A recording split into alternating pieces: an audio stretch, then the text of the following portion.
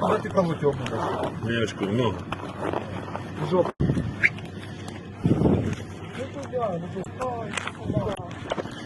Нормально. Я в каске. И музыку включи, не переживай. Вертушка не страшно, укол страшно. Тоді терпи. Боль будеш терпіти? Ні, саму боль. Я колоти не буду. Далі будеш тако їхати. Я можу не колоти. Голову відверни. Все добре, все добре. Все, не переживай. Все хорошо. Без нервів. Все, тримайся, все добре. Бачку, все, зараз стане краще. Терпне, бо там джгут. Звісно, терпне. Скажи командиру, хай виходить на групу евакуації і хай під'їжджають на точку.